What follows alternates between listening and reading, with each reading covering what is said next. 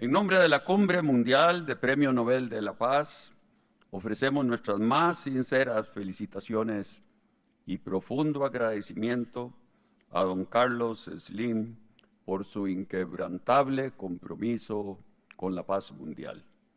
Como el destinatario del Premio de la Cumbre de la Paz, el máximo honor de nuestra organización. Este reconocimiento, establecido por el Premio Nobel de la Paz Mikhail Gorbachev, destaca sus contribuciones a la paz y a la justicia global.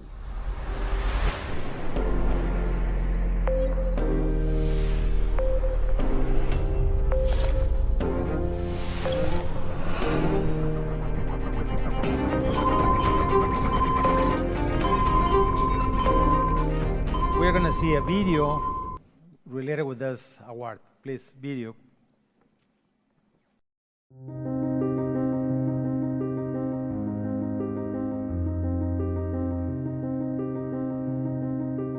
Carlos Slim nació en una familia de origen libanés profundamente enraizada en México.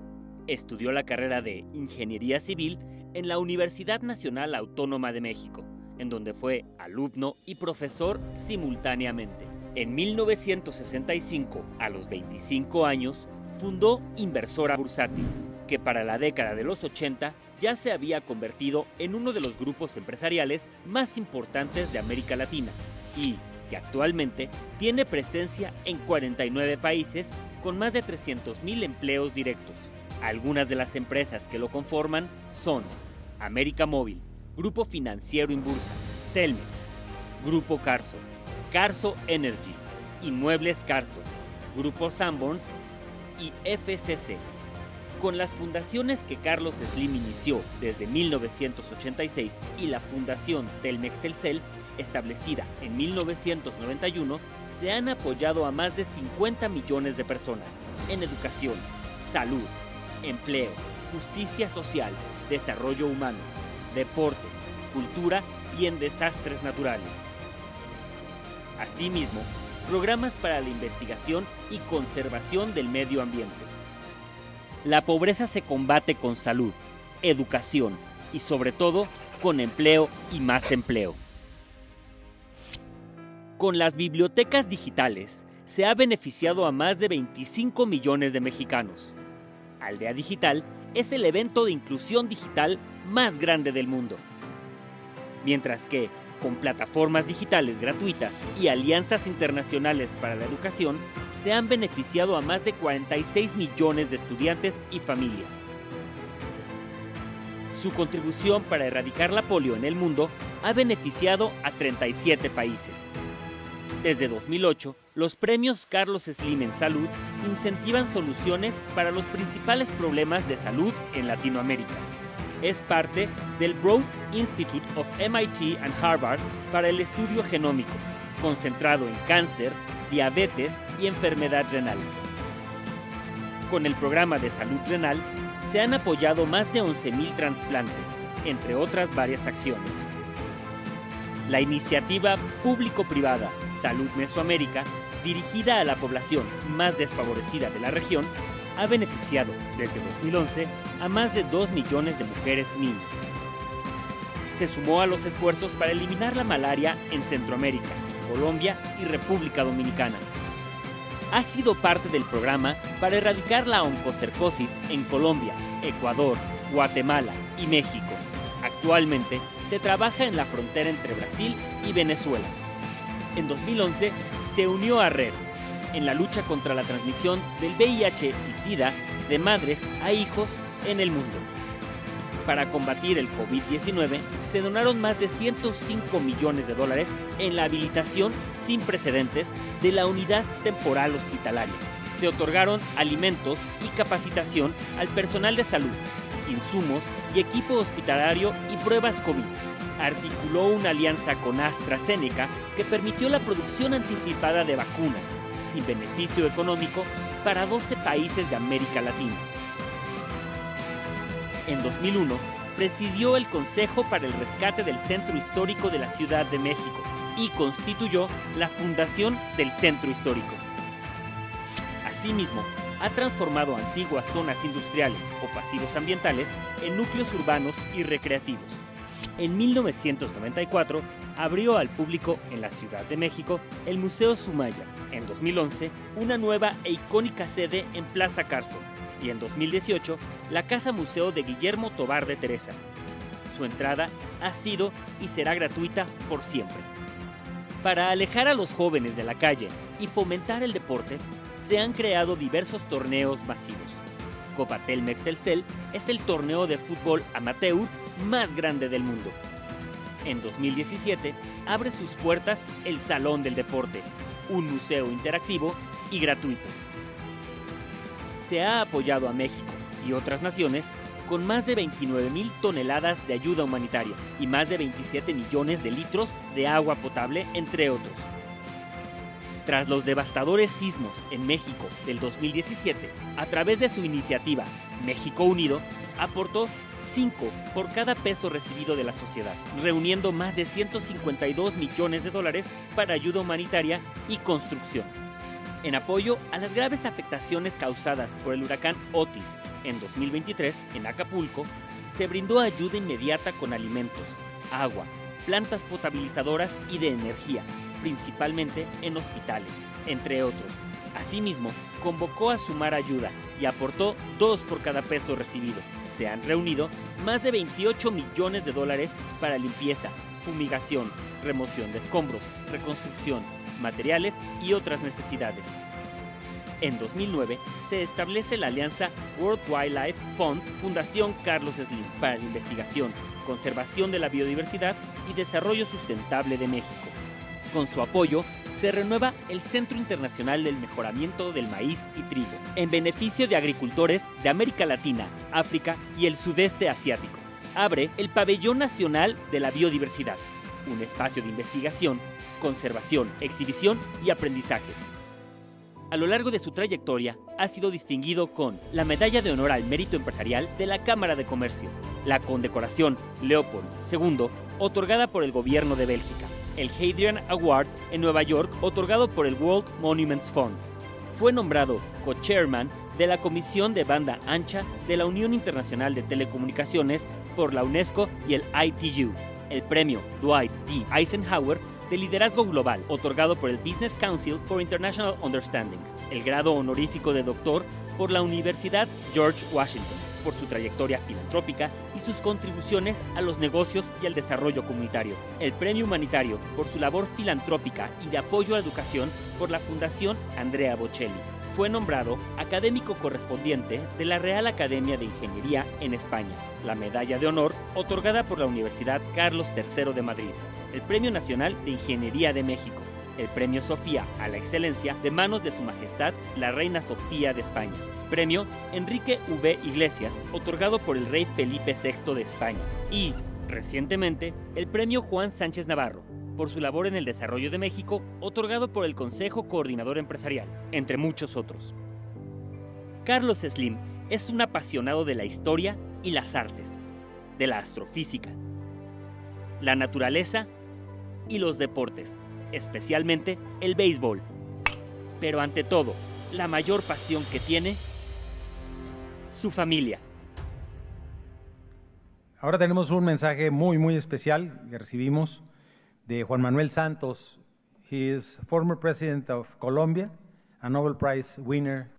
Un saludo del corazón a mis queridos colegas Premios Nobel de Paz, a Ekaterina Sagladina y al equipo del Secretariado Permanente de la Cumbre Mundial de Premios Nobel de la Paz, a los dignatarios del Estado de Nuevo León y a la ciudad de Monterrey, y a mi querido amigo, el ingeniero Carlos Slim, y a todos los asistentes a este evento. Hace 25 años, en abril de 1999, se reunió por primera vez la Cumbre de Laureados con el Premio Nobel de la Paz en Roma, a iniciativa del expresidente de la Unión Soviética y ganador, él mismo, del máximo galardón de la paz, Mikhail Gorbachev. Hoy en México, un cuarto de siglo después, esta iniciativa sigue más vigente que nunca. La paz debe ser la máxima aspiración de todo ser humano, de toda comunidad y de toda nación. Sin paz no es posible el desarrollo económico, ni el desarrollo social, ni el desarrollo de la personalidad. Sin paz, los hombres y mujeres del planeta nos olvidamos de la esencia de unidad y de amor que somos. Porque aquellos que han trabajado y siguen trabajando por la paz en sus países y a nivel global son las voces que más merecen ser escuchadas. Y la voz de los laureados con el Premio Nobel fue un estímulo y una inyección de esperanza para todos quienes asistieron, especialmente para los jóvenes. Hoy la Cumbre de Premios Nobel de la Paz entrega su premio a un gran mexicano y a un gran latinoamericano que representa esta misma cualidad, el de saber leer los tiempos que vivimos. El ingeniero Carlos Slim, a quien tengo el gusto de conocer desde hace muchos años, comparte conmigo la admiración por el inspirador de las políticas de la perestroika y el glasnost, e incluso tuvo la oportunidad de reunirse con él. ¿A quién le cabe duda de que es un gran lector de los tiempos? Cuando las crisis económicas se asomaban en el continente, Carlos tuvo la visión y la audacia para hacer inversiones estratégicas en diversos sectores, en especial el de las telecomunicaciones, que demostraron la capacidad de los latinoamericanos para generar progreso y llevar bienestar y tecnología a los hogares y a las personas. ¿Cuántas empresas, cuántos puestos de trabajo, cuántos sueños cumplidos, gracias al empuje de un hombre que no tuvo miedo al futuro, sino que decidió crear uno mejor? La Fundación Telmex-Telcel, que es sin duda una de sus creaciones favoritas, trabaja por la equidad en México y América Latina en áreas como la educación, con miles de becarios beneficiados, la salud, la justicia social y la cultura y el desarrollo humano, y apoya a otras naciones a afrontar los desastres naturales. Por su trayectoria y su aporte al desarrollo de la comunidad, el ingeniero Slim es un ejemplo formidable de cómo los líderes del sector privado pueden colaborar con los gobiernos y las organizaciones sociales para construir entre todos un mundo mejor. Siento honrado, por eso, de presentar el premio de la Cumbre de la Paz que hoy se le entrega. Felicitaciones, querido amigo Carlos Slim. Felicitaciones a esta Cumbre de Paz que cumple 25 años. Y un saludo de esperanza y de hermandad a todos los asistentes. Ahora me gustaría presentarles el premio que se diseñó para don Carlos Slim. Corre video, por favor. Miguel Peraza, Inquebrantable, 2024. Inquebrantable emerge de las hojas secas que flotaban ligeras sobre los charcos en mi niñez. Naves flexibles, fuertes y a la vez frágiles. Podían mover diminutos insectos hasta mis más poderosos sueños. Imaginario del que nunca más me desprendería, comprendiendo que mi vida está construida de nervaduras interconectadas en distintos planos, capaces de entrar a turbulencias o de mantenerse en quietud y movimiento.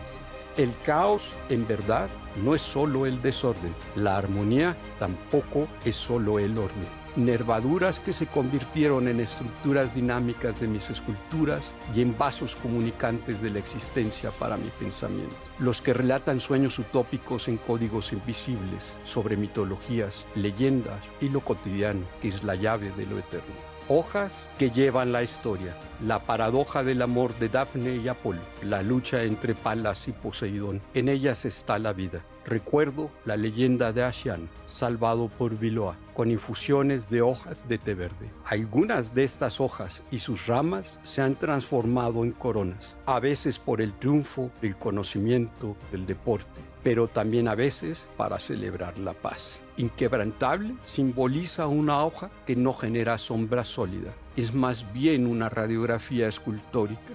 Sus nervaduras y silueta permiten el paso de la luz, transparencia que revela su nitidez y texturas desnudas, relación íntima entre los valores de la estética industrial y el modelado directo de los metales, que muestra un sutil balance entre la belleza de los objetos producidos por la humanidad y la madera encontrada en nuestro entorno natural. Delicada conexión de los procesos humanos con los que malabareamos la fragilidad de la paz. Invito al artista escultor Miguel Peraza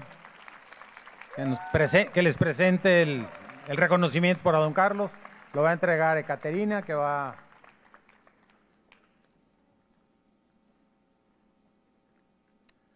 A continuación invito a Rigoberta Menchú, que va a acompañar a Ekaterina para hacer la entrega del reconocimiento, y a don Carlos Slim, que ya debe estar por acá con nosotros.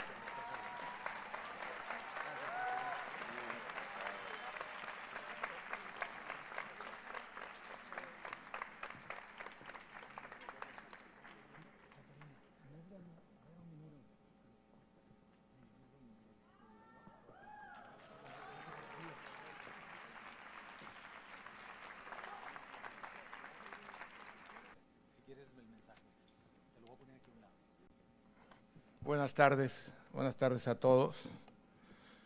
Estoy sumamente agradecido de recibir este reconocimiento por parte de los muy estimados y admirados personajes laureados con el Premio Nobel de la Paz.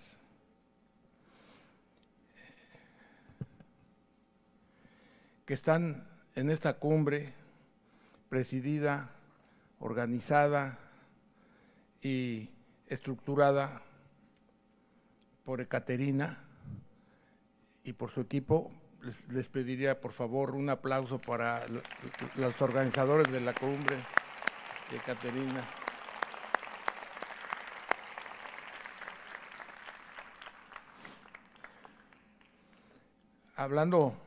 Volviendo a hablar de los muy admirados personajes laureados que nos han acompañado,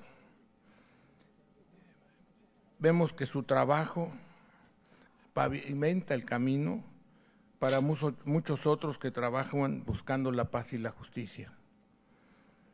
Nos inspiran a permanecer comprometidos con la confianza de que el cambio es posible.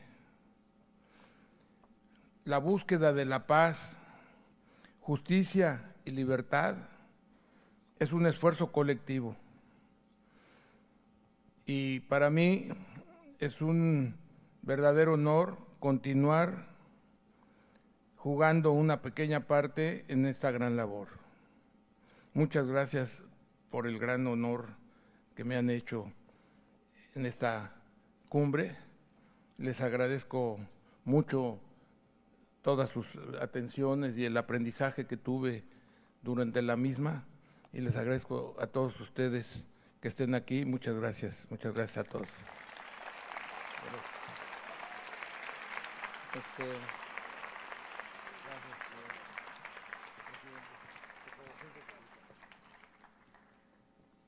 Bueno, el siguiente panel o participación toma un tomo muy especial y me voy a permitir a Giselle Morán. Ella es fundadora y CEO de Real Estate Group. Es una mujer de negocios con más de 30 años de experiencia en sectores relacionados con bienes raíces, inversiones, entre otras cosas. Tiene 2 doctorados honoris causa y es consejera de varios grupos empresariales. Y ella nos va a introducir a don Carlos Slim, quien tendrá la oportunidad de platicar con todos nosotros. Muchas gracias. Hola, muy buenas tardes. ¿Cómo están? ¿Cómo están esos ánimos? Bueno, vamos a echarle ganas. El día de hoy tengo el honor de presentar a uno de los líderes empresariales más querido y admirado de México y América Latina. Es un hombre ejemplar que ha extendido y multiplicado siempre el apoyo a su país a través de múltiples programas y de su fundación.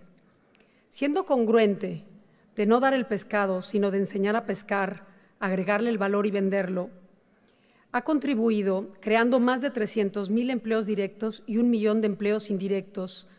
A través de sus fundaciones se enfocan principalmente en las áreas de educación, salud, desarrollo económico y social, medio ambiente, cultura y apoyo en desastres. Ha apoyado a más de 718,000 becarios en educación superior, educación básica y habilidades productivas. A través de sus plataformas en línea, hay más de 47 millones de personas aprendiendo en el mundo de habla hispana de manera gratuita. Solo durante la pandemia compró la vacuna de AstraZeneca, 150 millones de dosis para distribuir entre los países de América Latina.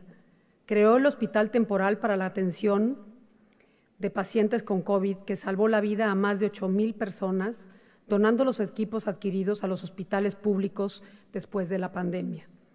Construye un museo en el cual concentra las obras maestras de la historia universal de arte totalmente gratuito, para siempre, para el mundo. Ha sido visitado por más de 10 millones de personas. Podríamos pasar todo el día hablando de las innumerables aportaciones que ha hecho a lo largo de su vida. Pero escuchemos su mensaje y recibamos, por favor, con un fuerte aplauso y muy cariñoso al ingeniero Carlos Slim Elú.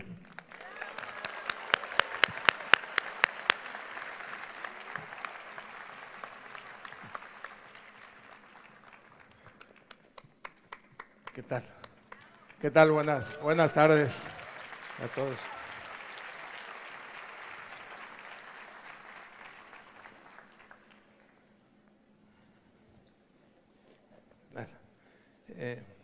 Empezamos.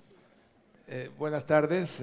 Ayer comenté de manera más o menos rápida sobre lo que ha cambiado la civilización desde que comenzó la era agrícola, después de la glaciación, y el haber arribado ya a la sociedad tecnológica, una sociedad que además avanza muy rápidamente. La agrícola duró 10,000 años y fue todo un proceso de grandes avances. Los personajes más importantes de la historia pertenecen a la sociedad agrícola, tanto en la parte religiosa como en la parte artística, en la parte científica. Fue notable los avances. Sin embargo, fue una sociedad con muchos problemas. Sus paradigmas, ahí están los paradigmas de la sociedad agrícola, estaban formados en todos los países del mundo. El poder era monolítico.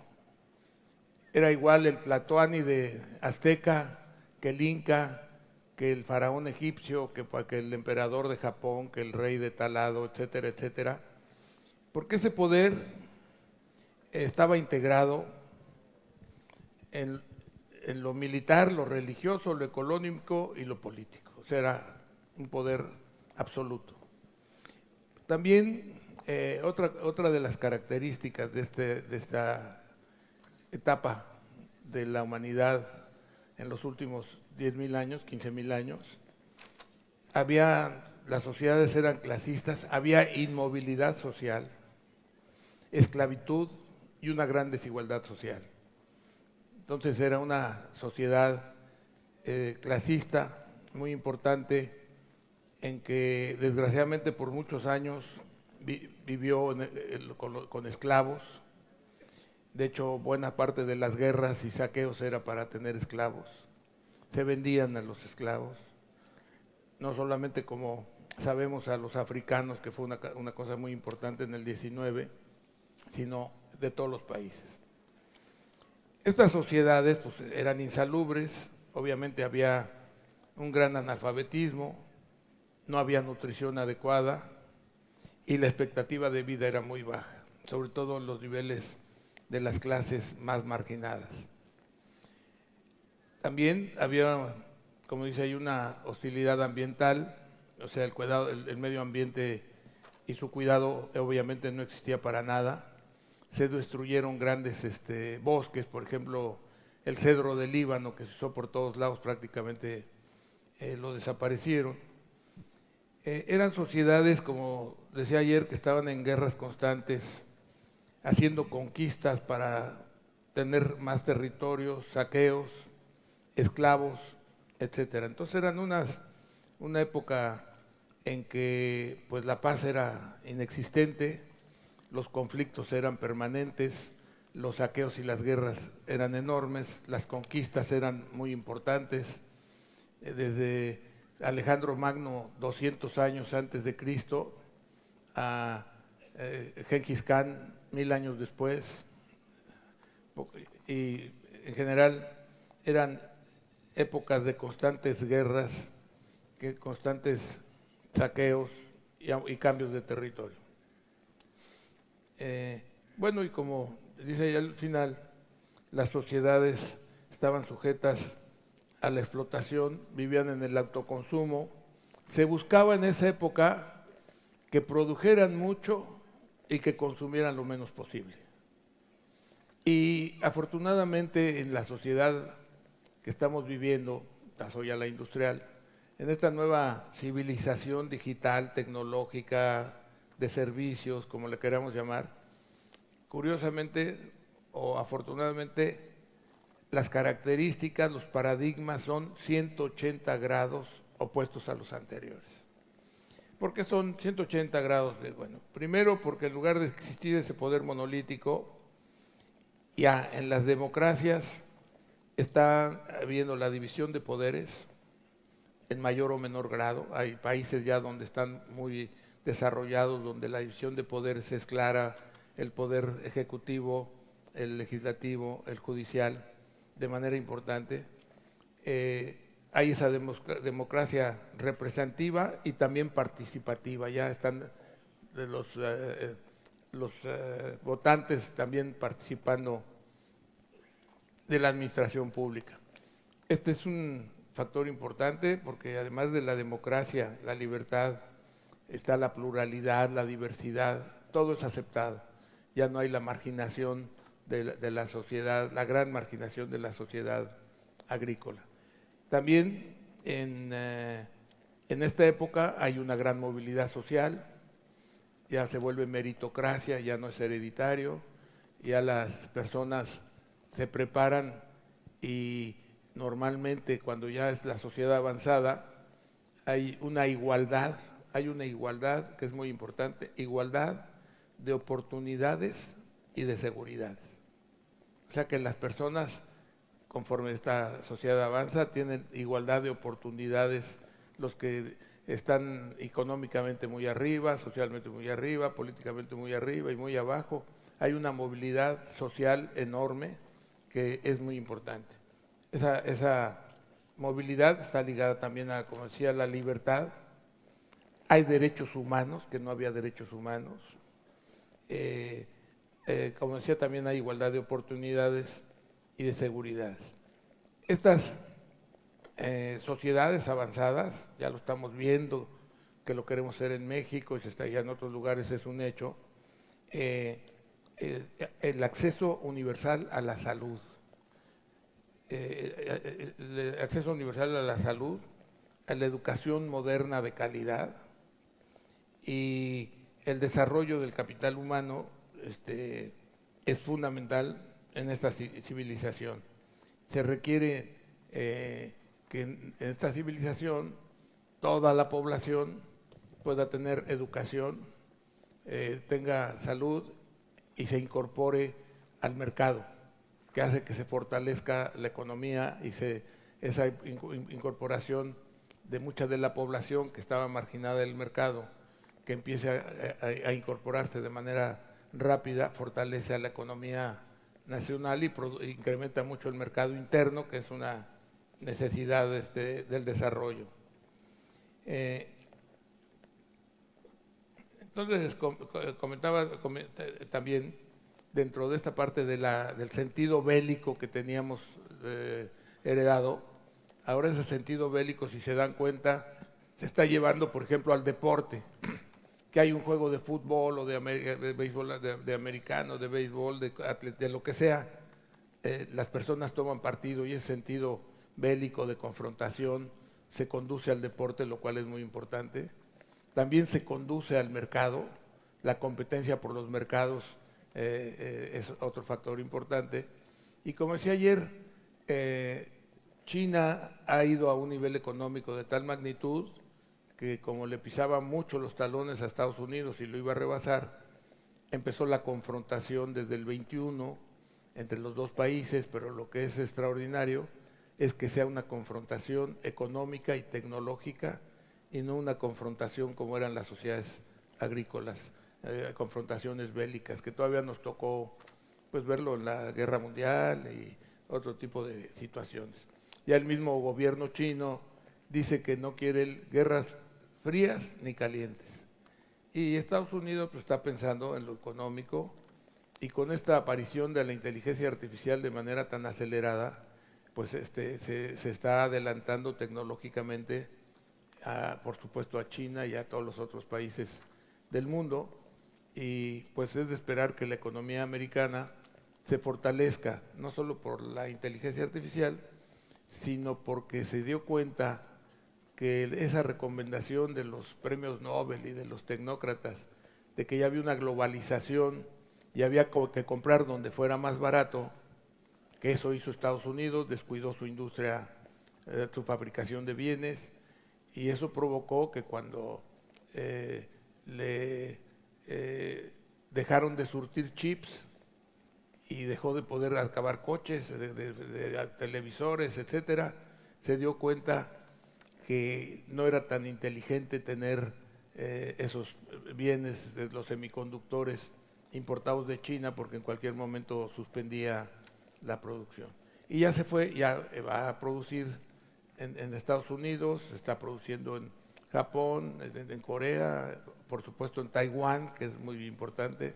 Pues ya Taiwán se está yendo a Arizona, ya muchos están yéndose a producir a Estados Unidos, y las empresas americanas están muy apoyadas por el gobierno americano para que desarrollen toda la producción de chips, y es probable que en 3 años o 5 años vuelva a ser un gigante en la producción de semiconductores.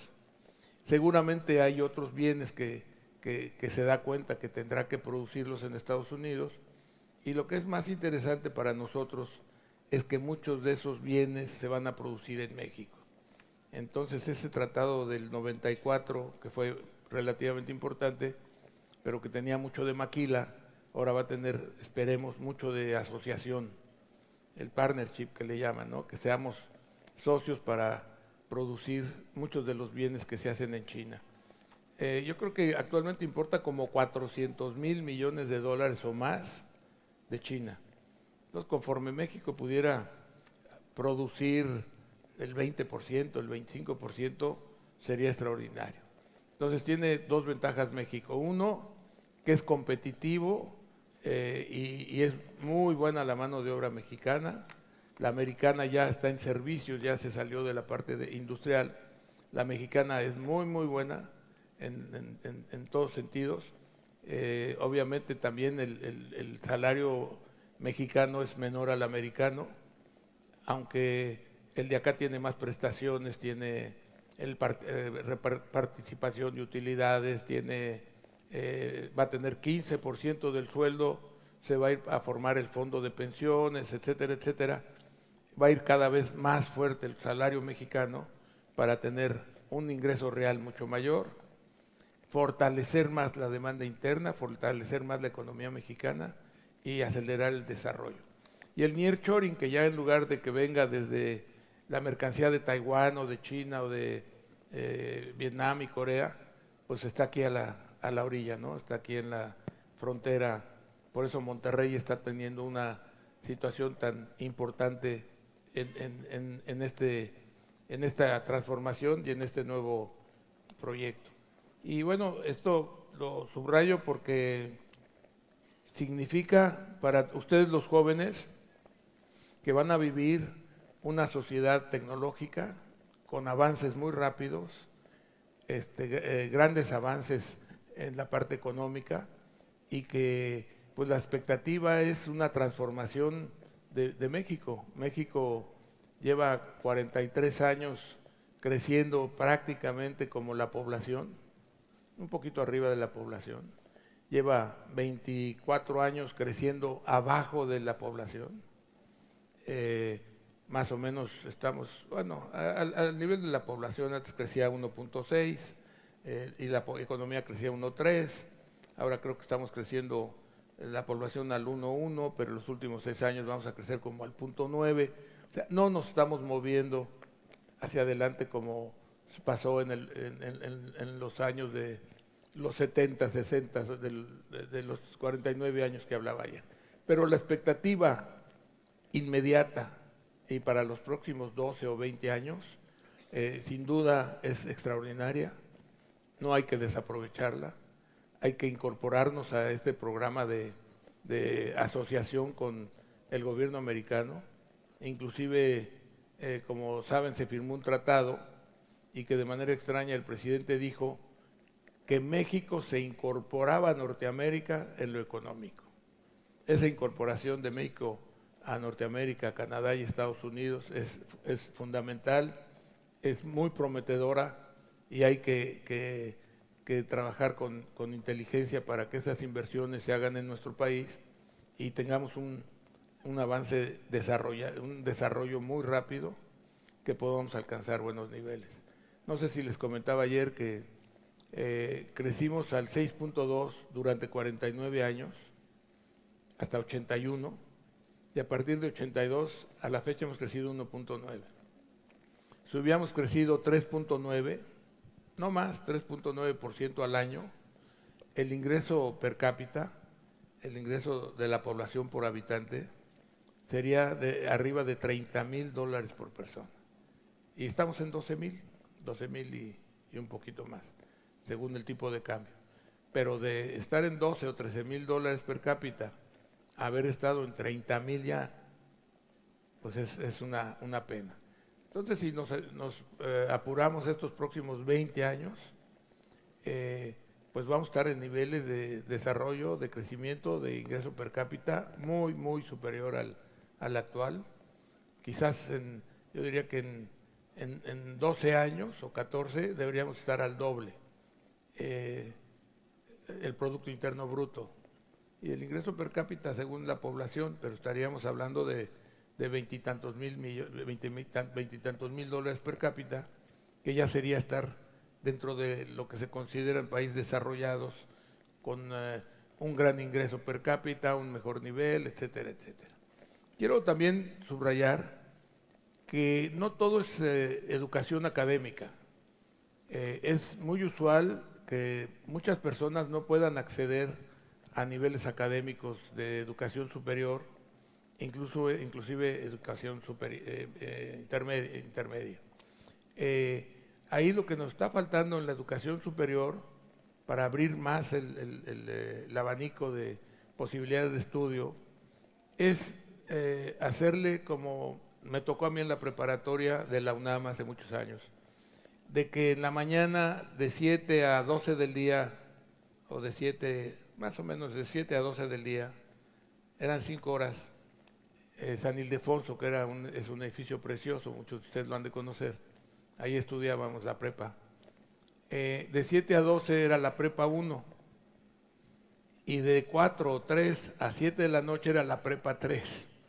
Entonces, bueno, pues usar el inmueble universitario, hablo a nivel de todos los países, digo de todos los estados, todas las universidades, que se trabajara en la mañana un grupo, en la tarde otro, entonces ya estaríamos duplicando la capacidad de la universidad, y que además ya hubiera la posibilidad del estudio no personal, el estudio en la red, que algún muchacho o miles de muchachos se pongan a estudiar a través de la red y que vayan a la universidad a hacer los exámenes y que se les reconozca las materias por el conocimiento, no por la asistencia, por el conocimiento, y que eso permita acelerar el proceso. Por otro lado, en la Fundación hemos echado a andar el programa Aprende ya hace 15 años, de acuerdo con Khan Academy, asociados con Khan Academy y otras universidades de alto nivel en Estados Unidos, pero dado que los estudios académicos se carece de la posibilidad de llevarlos adelante, pues cuando llegan a la preparatoria, cuando se llega a la universidad, tenemos unos cursos muy importantes que han tenido mucho éxito, que se llama Capacítate para el Empleo. O sea, son cursos de capacitación para chef, para mesero, para turismo, para albañil, para minería, para todas las actividades. Yo creo que debemos andar en más de 500 cursos. Y en esos cursos que lo han tomado o se han inscrito, o se han iniciado más de 8 millones de hispanoparlantes, porque no solamente es para México, se accede a él en Dominicana, es uno de los países que lo usa mucho, etcétera. Se estudia con esos cursos y se dan diplomas, y esos diplomas facilitan mucho el ingreso al trabajo. Y como ya la persona escogió qué quiere estudiar y desarrolla el curso y tiene trabajo, en una bolsa de trabajo que hay, ya la rotación es menor porque la persona escogió lo que quería. Ya no es aleatorio que encuentra trabajo en algo y se pone a trabajar ahí porque es donde encuentra el trabajo. Ya toma el trabajo de donde se capacitó, y la rotación, que es muy buena para el trabajador y es muy buena para la empresa. El trabajador es algo que le gusta, se queda ahí, y la empresa tiene ya una persona cumpliendo este proyecto. Ese tipo es un complemento fundamental para el trabajo, para la capacitación para el trabajo. Ya no es el aprendizaje académico, sino es la capacitación puntual para trabajos definidos. Bueno, ese es un factor muy importante en la parte educativa. Y pues si les parece, antes de pasar a las preguntas, que les hiciera yo algunos comentarios más, pero sobre todo leerles una carta de hace 30 años a los jóvenes, y ya me he dado cuenta que también es buena para los no jóvenes, o sea que aquí sirve para todos. Les decía, jóvenes y no jóvenes. Hace 30 años escribí esta carta dirigida a los jóvenes en 1994. En 2012 la reescribí y hoy sinteticé algunas cosas de la misma y me arranco. La idea de la carta era tratar de contribuir un poco en la forma de pensar y de vivir, también al compromiso social y al sentido de responsabilidad, madurez, y todo esto es lo que nos conduce a la felicidad. O sea, la felicidad es el producto de cómo somos y de lo que hacemos cotidianamente. Entonces empiezo. El éxito no es el reconocimiento de los demás, no es tampoco una opinión externa, es un estado interior, es la armonía del alma con nuestras emociones, que son alimentadas por el amor, la familia, la amistad, la autenticidad y la honestidad. Los valores y principios fundamentales son superiores al éxito profesional, económico, social o político. La fortaleza y el equilibrio emocional está en nosotros, pero hay que evitar los sentimientos negativos, hay que evitar aquellos sentimientos negativos, tales como la envidia, los celos, el resentimiento, la soberbia, el egoísmo, la venganza, la codicia. Estos sentimientos, además de que son negativos, son un veneno que se ingiere poco a poco. Poco a poco nos vamos envenenando de tener celos, de tener remordimiento, de tener envidias, de tener tal. Es un veneno que se ingiere poco a poco. Luego, hablando de maneras de ser y de pensar, esta frase es de mi hijo: el pesimismo conduce a la mediocridad. Entonces no hay que ser pesimista. Todo el pesimista que todo lo ve mal y que todo está esto y que esto no va a pasar y que hay tal y que conduce a la mediocridad. Entonces hay que cuidar este tipo de emociones y sentimientos. Luego este es un proverbio chino que es muy bonito, que dice: no esperen, cuando den, no esperen recibir. Queda aroma en la mano que da rosas. Esta es otra frase que también creo que es importante. La arrogancia, cuando somos arrogantes o actuamos como tal o somos permanentemente, la arrogancia es una máscara para ocultar nuestras limitaciones. No permitan sentimientos y emociones negativos. Hay mucha insistencia en todo esto, pero la repetición es para grabárnoslos bien. No permitan sentimientos y emociones negativas dominen su ánimo. El daño emocional no viene de terceros, se fragua y se desarrolla en nosotros mismos. Y esta es una frase muy bonita, no es mía, pero es muy bonita. Recuerden que Dios perdona nuestros pecados, pero nuestro sistema nervioso no. Entonces, tomen nota. La vida es un camino largo que se transita muy rápido. Vivan el presente intensa y plenamente, que el pasado no sea un lastre y que su futuro sea un estímulo. Y esta está ligada a una frase que les voy a dar un poco después. O sea, la vida es un camino largo, pero se transita muy rápido. Vivan cuando estén creando, cuando estén resolviendo problemas, cuando estén construyendo, cuando estén estudiando, vivan con un sentido de urgencia. No empiecen, abandonen, con un sentido de urgencia cuando estén creando y innovando. Vivan con sentimientos, insisto, y emociones positivas, como el amor, la amistad, la lealtad, el valor, el buen humor, el entusiasmo, el optimismo, la autoestima es muy importante, la autoestima. Vivir con paz, con serenidad, con responsabilidad, y que los sentimientos opuestos no invadan su alma, que no invadan su espíritu, que no los dejen echar raíces. Cuando los sentimientos empiezan a ser negativos, échenlos rápidamente de ustedes.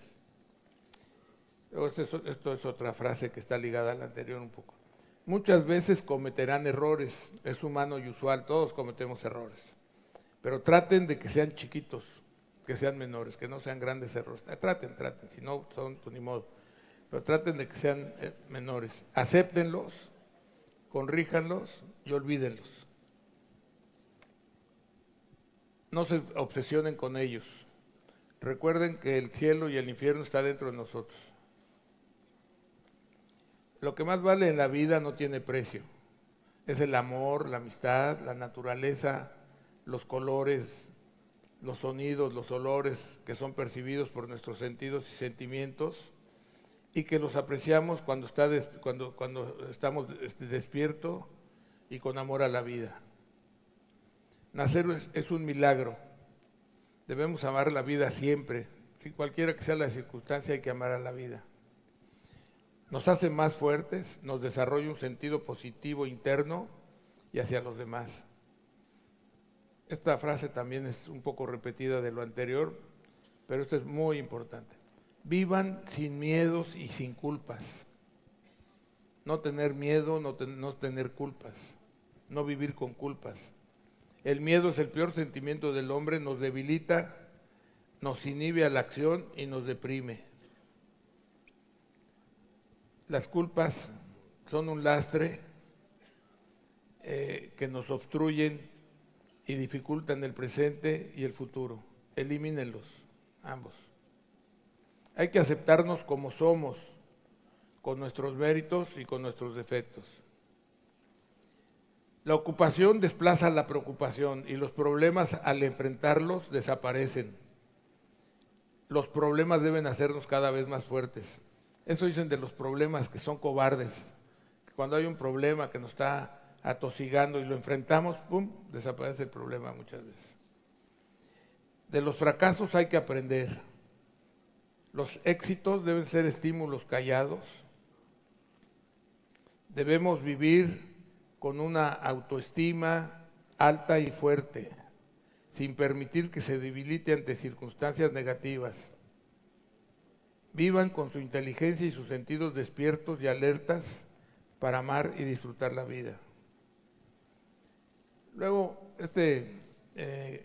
esta actitud es importante cuando la gente es sencilla, es muy valioso que sea sencilla, pero que no sea sencilla por timidez o porque no tiene autoestima. Cuando la razón es la baja autoestima, no tiene la sencillez funciona regular, se va haciendo uno más chiquito. Y esto va con lo que leí hace un rato. Tenemos la fortuna de vivir en una nueva civilización. Eso para todos los jóvenes sobre todo. la fortuna de vivir en una nueva civilización generosa, de libertad, democracia, pluralidad, diversidad, de conocimientos, con derechos humanos, desarrollo tecnológico, innovación, creatividad y sobre todo movilidad social, con cuidado del medio ambiente y en el que el desarrollo, al que me refería también antes, el desarrollo económico sobre todo y humano, se sustenta y retroalimenta con el bienestar de todos. ¿Qué quiere decir esto? Que en la sociedad agrícola la economía funcionaba a base de que el agricultor y el esclavo trabajaran mucho y consumieran poco. Y ahora es al revés. El desarrollo se sustenta en que los demás tengan el bienestar de todos. Quiere decir que tengan acceso a la economía, tengan un salario real bueno, que se incremente su nivel socioeconómico. Eso fortalece y sustenta y retroalimenta el desarrollo y el bienestar general. O sea, se desarrolla el bienestar y el desarrollo en que los demás estén bien, que formen el mercado, la demanda, la economía, suba de nivel el país. Hoy más que nunca hay que combatir la pobreza y la ignorancia. Antes combatir la pobreza, yo ya cambié de palabra, ya digo eliminar la pobreza. Ya no es combatirla, porque la verdad es que se combate bastante mal. Hay que eliminarla. Hay que combatir y eliminar la pobreza, no solo por razones morales, porque antes era un asunto de justicia social, de ética y un problema moral, sino que ahora es por una necesidad económica además. Porque en lugar de que estén marginados en la pobreza, en la ignorancia, se incorporan a la modernidad, se incorporan a la economía, tienen trabajo, tienen ingreso, hacen más grande la economía interna, fortalecen el mercado interno, y eso tiene ya una razón económica. Bueno, las crisis, y esto hablo de crisis personales, emocionales, son oportunidades para hacernos más fuertes. Acuérdense, hay que salir de las crisis más fuertes. Bueno, y una frase que tenemos también en los principios, que al final de la vida nos vamos sin nada, que debemos dejarle un mejor país a nuestros hijos, pero es más importante dejarles mejores hijos a nuestro país. Muchas gracias.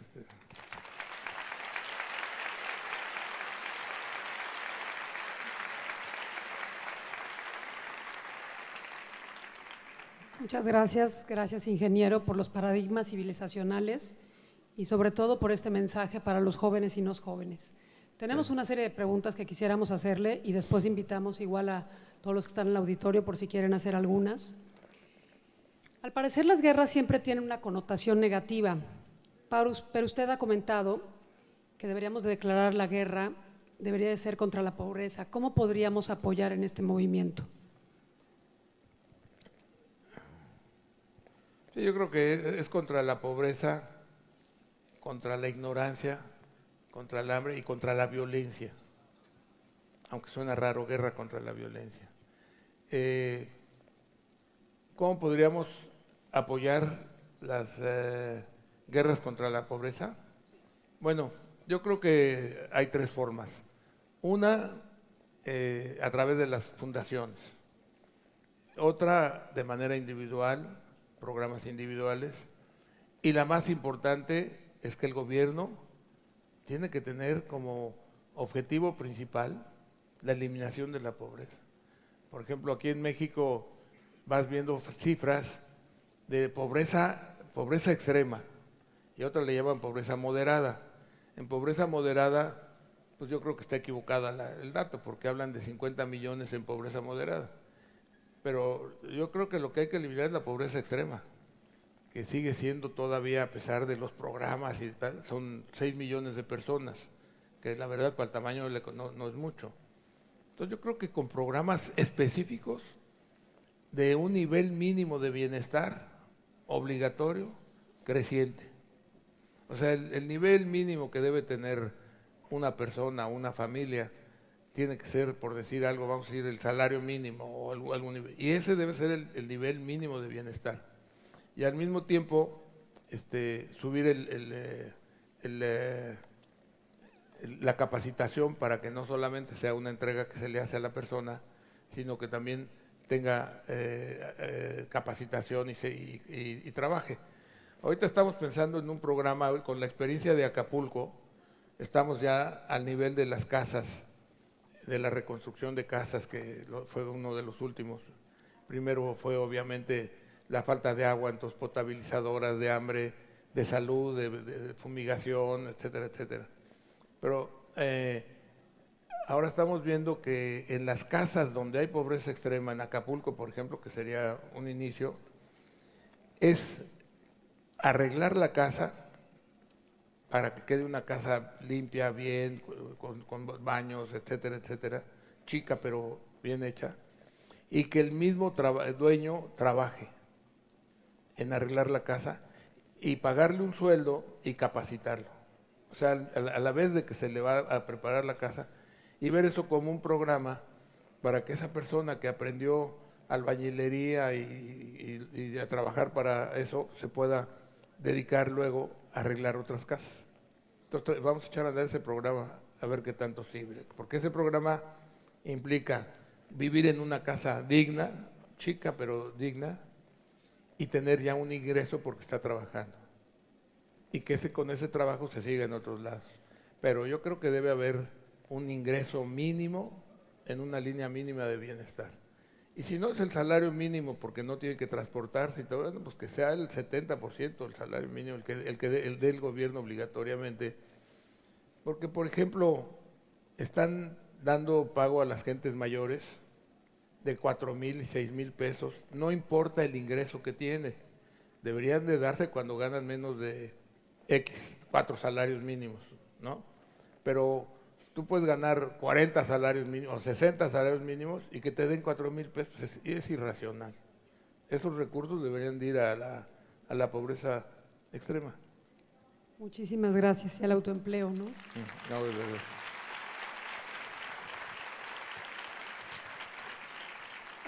En este foro de paz y en esta conversación, ¿cuál es su visión? ¿Cuál es el mensaje que usted quisiera dar en el contexto? Está buena la pregunta. Bueno, primero, decía yo que el cambio, cuando se pone a ver uno lo que eran las guerras en la sociedad agrícola, hombre, eran terribles. Los esclavizaban, los mataban, bombardeaban, conquistaban, sometían, etcétera, etcétera. Yo creo que eso ya se ha atenuado mucho, afortunadamente. Si nos damos cuenta, antes de esta guerra absurda de Ucrania e irracional de Gaza, pues había cierta paz. O sea, casi había paz. Ya vemos que ya no hay guerras en Europa, no hay guerras en América, no hay guerras tal. Comentaba ayer que donde se veía que había guerras, por ejemplo, en algunos países de África, era en países donde todavía están en sociedad agrícola, casualmente sigue siendo la sociedad agrícola, ¿no? Las decisiones que se han tomado. Yo no soy tampoco tan pesimista sobre la cuestión nuclear. Yo creo que es una gran irracionalidad y ya llevamos no sé cuántas décadas, creo que 6 décadas, conscientes de que no hay que usar armas nucleares. Yo creo que el primer anormal que llegara a usar una arma, se van a ir todos sobre él, ¿no? En eso estoy más tranquilo. Y en lo demás, pues que es una desgracia que no haya líderes, están borrados todos, oscuros, invisibles. Es increíble que Naciones Unidas tome una decisión prácticamente unánime y la veten. Yo creo que hay que cambiar ahí algunas de las circunstancias para que las Naciones Unidas funcionen. Son una burocracia enorme que no se ve que cuando hay algún problema, el Consejo de Seguridad o tal. Yo creo que es una institución que debería de ser más fuerte y que los países 3 o 4 no pudieran vetar cualquier cosa, porque el apoyar guerras pues es una tontería, es un absurdo. Yo veo que todo esto de de guerras en esta nueva civilización, guerras de tipo militar en esta nueva civilización, son irracionales, anormales y que tendrán que eliminarse. Y para eliminarlas, pues hay que ver que las Naciones Unidas tengan mayor autoridad y que no sean tan, que no se veten este tipo de cosas en forma tan sencilla. Muchas gracias. Gracias. ¿Qué medidas considera que se deben de implementar para impulsar el desarrollo económico en América Latina? Perdón, me vuelvo a la pregunta anterior. Eso es las guerras, eso es que la paz, que haya paz entre países. Pero lo que es muy preocupante es que ahora no hay paz dentro de los países. Entonces ya tenemos que irnos a buscar que haya paz en los países, que haya libertad, que haya seguridad en los países, que no haya violencia, que no haya tal. Y eso comentábamos ayer, que las familias bien formadas, con principios, con valores, son pilares fundamentales para la sociedad y para que la sociedad esté unida y que la sociedad haya paz social dentro de los países. Creo que eso es lo que tenemos que trabajar más que la misma paz entre naciones, la paz dentro de los países. Y eso es muy importante, porque en lugar de ir para mejor, va para peor.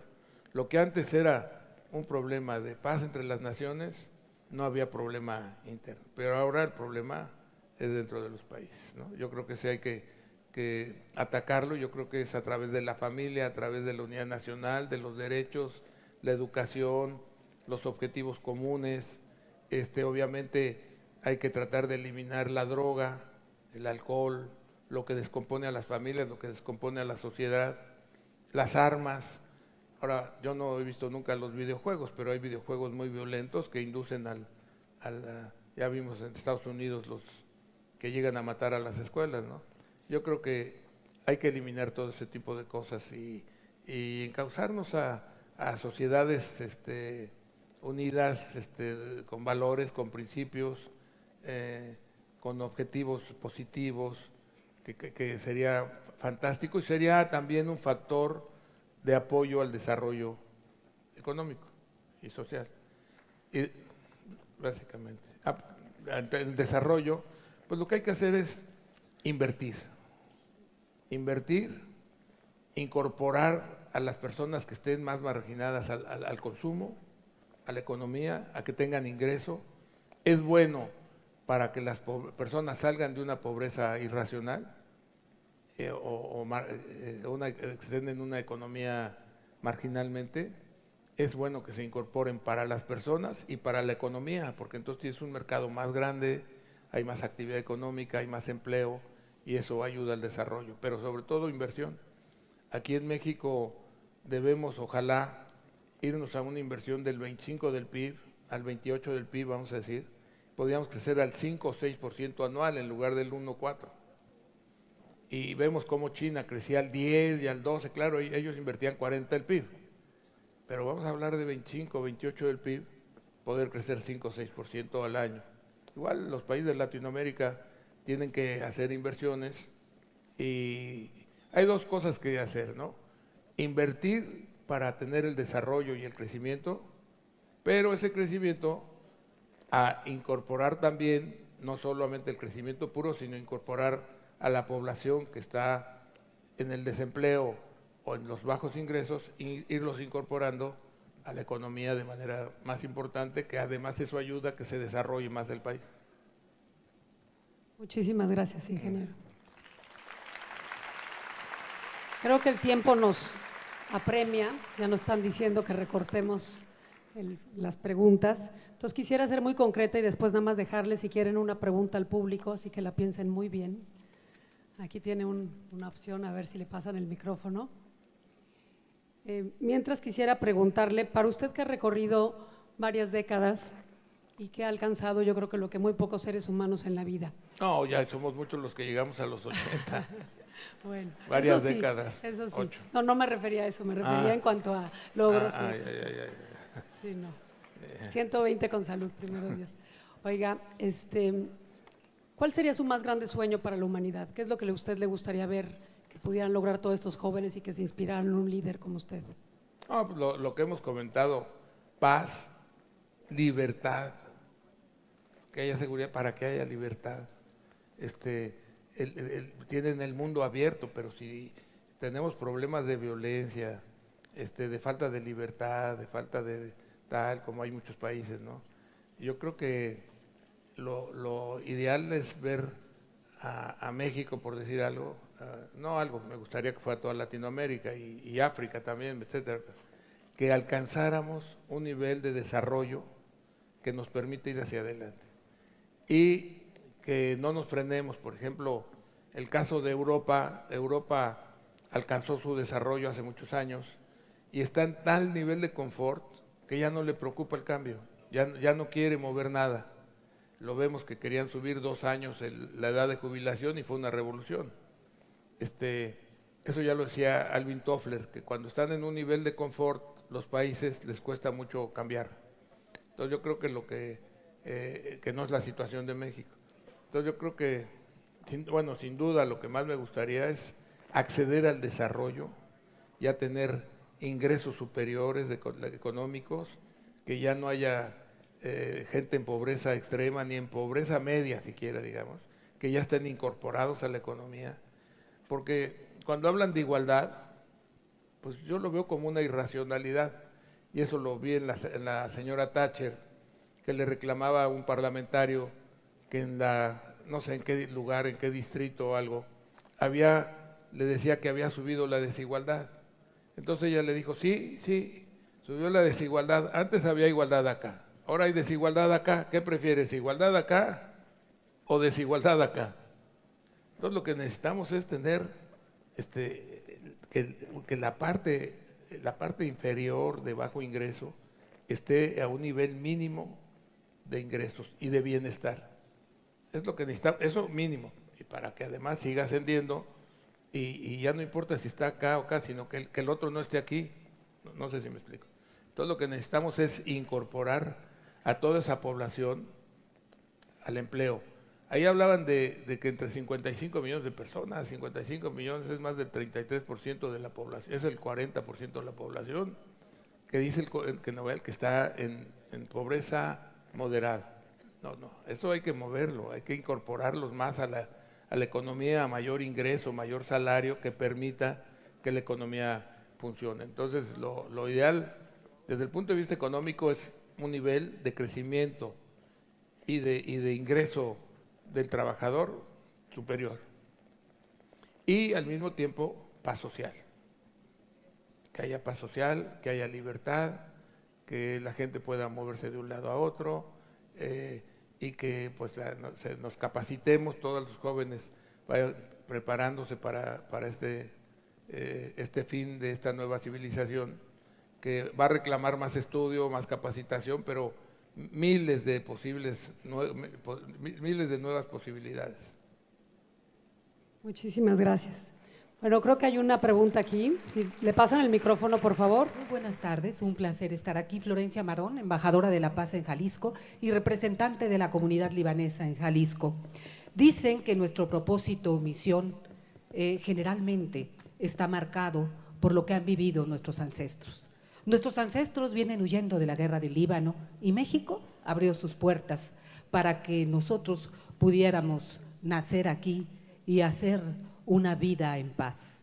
Yo desde esta trinchera le quiero agradecer por todo lo que ha hecho en México y quisiera preguntarle si dentro de su fundación tiene algún proyecto específico de cultura de paz para dejar un legado más aquí en gratitud a México.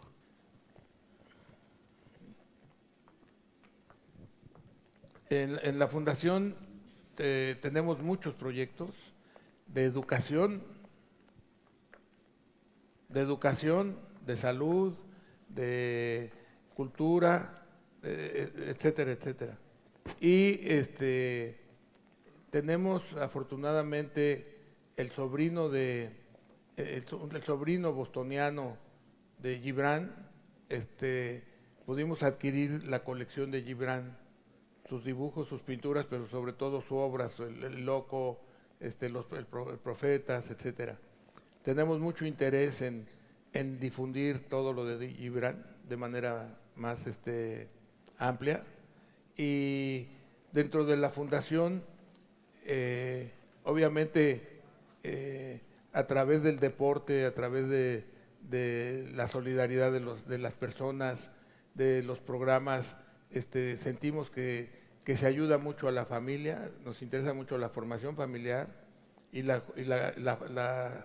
que los jóvenes se incorporen a los estudios y a la sociedad muy positivamente.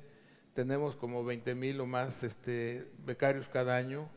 Hacemos un evento de 10,000 en el auditorio, en donde vienen personajes a hablar con ellos. Vino Gorbachev, vino Clinton, fue el último, Hillary vino el presidente Sarkozy, y al mismo tiempo que vienen presidentes políticos, gobernantes, viene el chef José Andrés, vienen deportistas, vienen de entretenimiento. Es un programa como de 8:30 o 9 de la mañana a 11 de la noche, con los muchachos en el auditorio, que van 9,500 más o menos, más como unos 30,000 que están en las redes. Entonces eso ha sido muy importante en la formación de los jóvenes. Son muchachos todos universitarios. Y bueno, tenemos programas de fútbol con 230,000 muchachos en el torneo, o de béisbol, el importante es el de fútbol, con reconocimientos de récord Guinness, y todo eso pues es que la juventud esté ocupada, que esté haciendo algo, que esté estudiando, que esté haciendo deporte. Ha funcionado muy bien. Tenemos otro programa que estuvimos sacando personas que están en la cárcel y son inocentes. Se estima que el 20% de los que están en las cárceles son gente inocente. Pero aparte de que están en la cárcel y son inocentes, hay otros que ya son juzgados y que no están en la cárcel por pobres, porque no tienen el dinero para pagar su fianza. Y ahí llegamos a dar 8,000 fianzas en un año. Estamos promoviendo que siga de nuevo lo de las fianzas, porque por algún motivo irracional o no sé con qué fin prohibieron ya las fianzas, entonces piden que depositen el dinero. O sea, devolvieron más difícil a alguna persona que no puede salir porque no tiene para pagar la fianza o no tiene abogados para defenderlo, le pusieron más difícil la posibilidad de que salga. Entonces eso lo estamos peleando para recuperarlo. Luego teníamos otro programa de cirugía extramuros, que el Seguro Popular nos pidió que lo quería hacer ellos. Esto lo iniciamos cuando era secretario de Salud el doctor Juan Ramón de la Fuente, y es un programa muy bonito porque todos los doctores dan su tiempo gratuito el fin de semana, los mejores doctores cirujanos, para ir a lugares remotos a enseñar a los médicos locales la cirugía.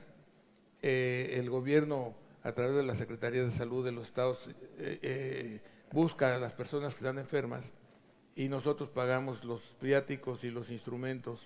Y es muy importante porque se empezó con 2,000 personas al año y llegamos a 110,000 cirugías. Son de oftalmología, reconstrucción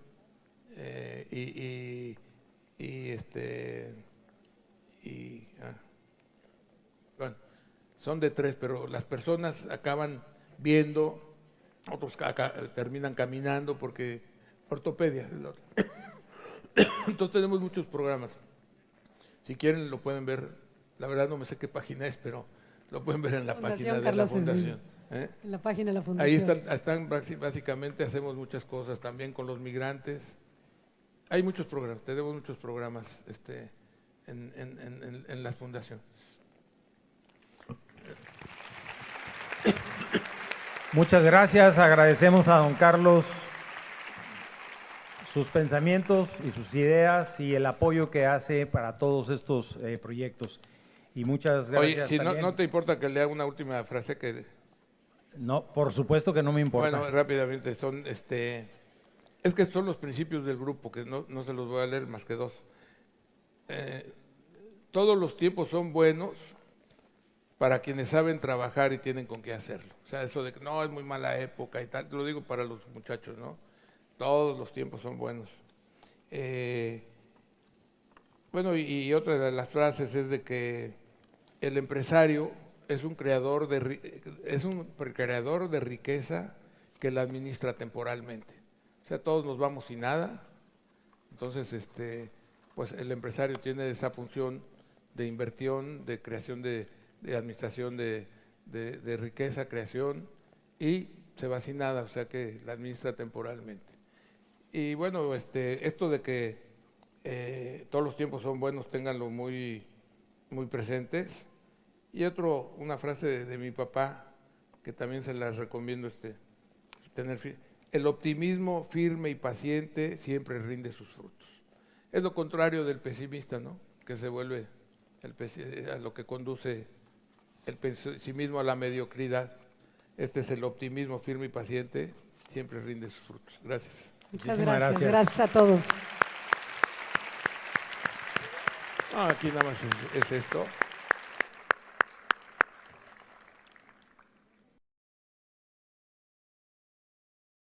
Amigos y amigas de la cumbre, termina hoy otra cita con la paz, pero continúa nuestro compromiso de avanzar con acciones concretas hacia ella. Gracias infinitas al Gobierno de Nuevo León, representado por su gobernador Samuel García Sepúlveda y secretario de Gobierno Javier Navarro, por acogernos con tanta hospitalidad y generosidad. Un aplauso. Gracias, muchas gracias a nuestra socia en la organización de este evento, Cristina González Parás. Gracias a los incansables voluntarios. Gracias a mi equipo maravilloso del Secretariado Permanente y gracias a los oradores y panelistas, gracias al público que asistió con entusiasmo. Y gracias, por supuesto, a los Premios Nobel de Paz. Una vez más, nos han inspirado con sus historias y reflexiones. Muchas gracias.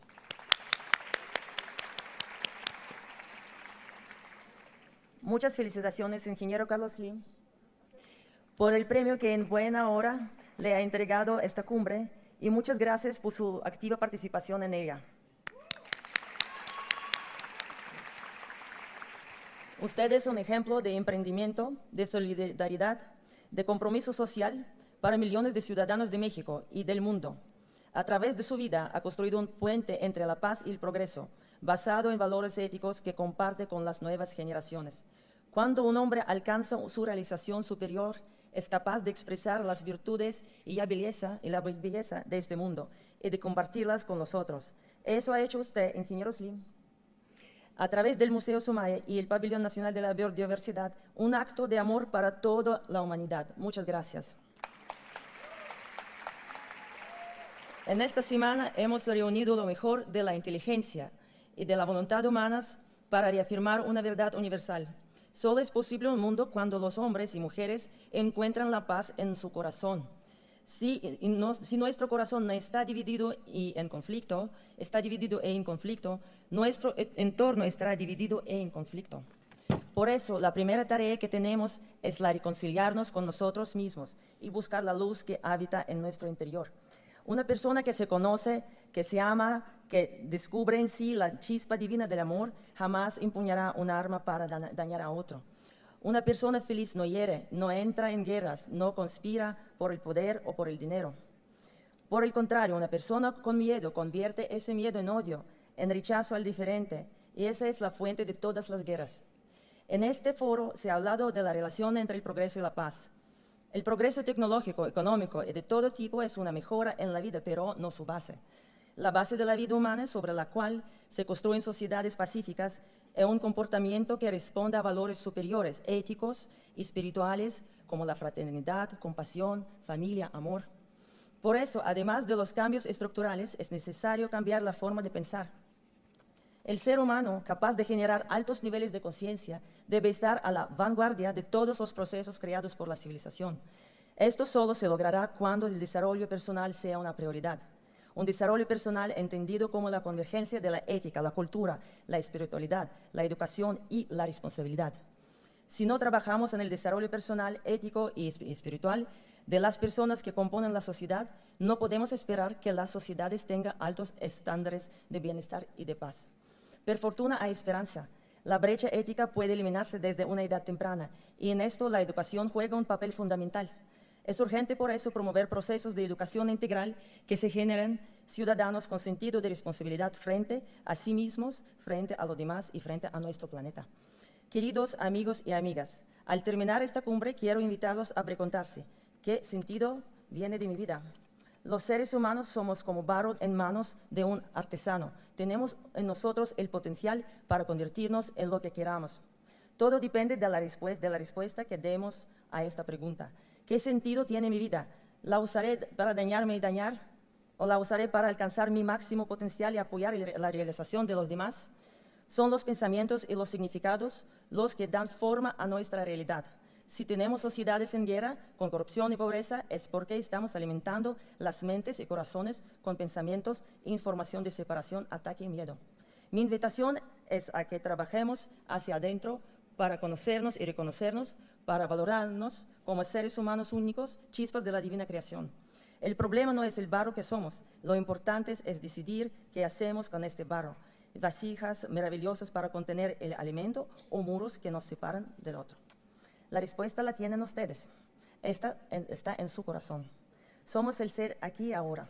Somos la presencia activa de la vida aquí y ahora. Sin las cargas del pasado, sin los temores del futuro. Sin libar etiquetas en la frente ni etiquetar con juicios a los demás. Nos reconocemos como la gran familia que somos. Esa luz de compasión, esa luz de fraternidad, esa luz de unidad, la dejamos encendida hoy en Monterrey. ¡Que viva Monterrey! ¡Que viva México!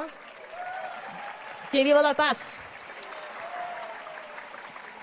Tengo un anuncio muy especial para México y para la Cumbre Mundial.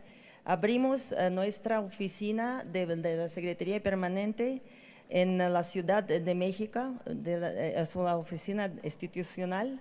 Y agradezco mucho a una persona muy especial para mí, una mujer especial, que me ha apoyado aquí en México incondicionalmente con su fuerza y energía. Giselle Morán, por favor.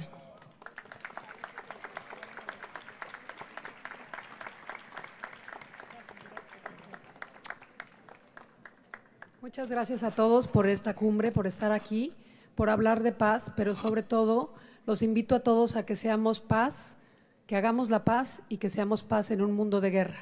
Gracias.